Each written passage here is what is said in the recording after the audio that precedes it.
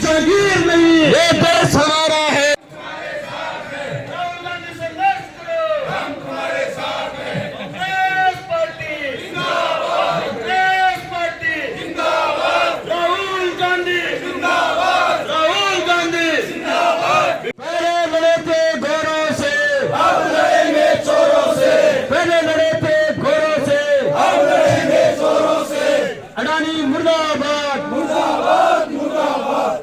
भाजपा सरकार की दमनकारी नीतियों के खिलाफ राहुल गांधी लगातार संसद में मोदी अडानी के खिलाफ बोल रहे थे, क्योंकि इतना बड़ा घोटाला शायद ही कभी हिंदुस्तान के अंदर हुआ हो। पहली बार हुआ है कि यदि किसी व्यक्ति के भाषण पर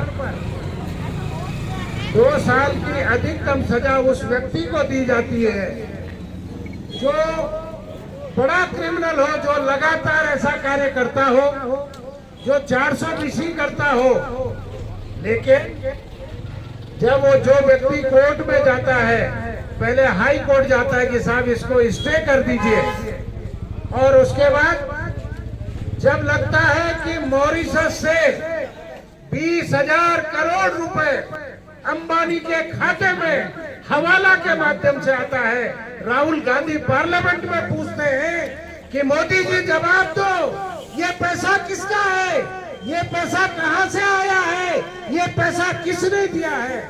तो ऐसा षड्यंत्र किया जाता है, क्योंकि राहुल गांधी लोकसभा में विपक्ष के नेता के तौर पर बीजेपी और बीजेपी के नेताओं से और प्रधानमंत्री से सीधे सवालात करता है, और बीजेपी को जब लगता है कि इसका कोई जवाब नहीं है तो हाई कोर्ट से जो स्टे हो गया था उसको फिर एप्लीकेशन लगाई जाती है। कोर्ट में एक जज पहले उसकी सुनवाई करता है, उसका ट्रांसफर कर दिया जाता है, दूसरा जज आता है उसका प्रमोशन करके और उसको कहता है इसको फास्ट सुनो, और जल्दी उसकी सुनवाई होकर जो सजा राहुल गांधी को नहीं मिलनी चाहिए वो सजा राहुल गांधी को दी जाती है। और साथियों, अब ये संघर्ष का समय आ गया है। इस तरह का अत्याचार और अन्याय जब जब देश में हुआ, इंदिरा जी के साथ भी यही हुआ था, पर इंदिरा गांधी ने 1 साल में देश की सत्ता को पलट दिया था। इसलिए कांग्रेस के साथियों से निवेदन है, आज गरीब महंगाई से मर रहा है, तड़प रहा है, कोई बोलने वाला नहीं है, केवल लकीर की फकीरी ताली बजाने वाले लोग रह गए हैं। इससे लोकतंत्र नहीं चलेगा, इससे देश नहीं चलेगा। कई लोगों का मालूम ही नहीं, उनके हितों पर कुठाराघात किया जा रहा है, उनके भविष्य को चौपट किया जा रहा है, उनकी शिक्षा को चौपट किया जा रहा है। आज मजदूर की मजदूरी क्यों नहीं बढ़ती? आज रोजगार के लिए उत्तराखंड के जो बेरोजगार भाई हैं, उनका कहना है कि जितने पन्ने नौकरी के खोलो, हर पन्ने के नीचे घोटाला और घपला है। अरे सरकार से यही तो बेरोजगार कह रहा है, वो एमआर सीट की सील टूटी हुई है। सरकार से सवाल कर रहे हैं बेरोजगार कि आपके जो प्रश्न पत्र है उसकी सील टूटी हुई है, क्यों नहीं सरकार पुख्ता व्यवस्था करती है?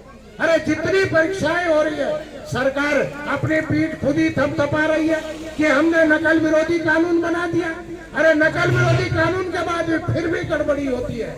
और उत्तरकाशी के एक ऐसे नौजवान को जिसने शिकायत की कि ये वो हमारी सीट फटी हुई है, उस पर नकल विरोधी कानून की सारी धाराएं लगा दी। इसका मतलब है अगर जनता गड़बड़ की शिकायत करेगी तो जनता को जेल में भेजने का काम ये सरकार करेगी। इस तरह का वातावरण, इस तरह के कृत्य इस देश में किए जा रहे हैं। इसलिए साथियों, कमर कस लो, अब चैन से बैठने का समय नहीं है। जब अत्याचारी जुल्म करेगा सत्ता के गलियारों से, तो एक एक घर से आवाज निकलेगी उसके खिलाफ। इसलिए आप सबको तैयार रहना है, अब बहुत हो गया है। आज देश बहुत खराब स्थिति में है, और जिस देश का प्रजातंत्र और लोकतंत्र खतरे में पड़ता है, वहाँ फिर किसी की आवाज सुनाई नहीं देती है। एक ही मंच है, एक ही माध्यम है, विपक्ष आपकी आवाज को, चाहे उत्तराखंड का सदन है, चाहे वो देश की पार्लियामेंट है, वहाँ उठाने का काम करता है। राहुल गांधी यही उठा रहे थे, लेकिन राहुल गांधी से इतनी डर गई है सरकार कि अब उनकी सदस्यता भी निलंबित कर दी।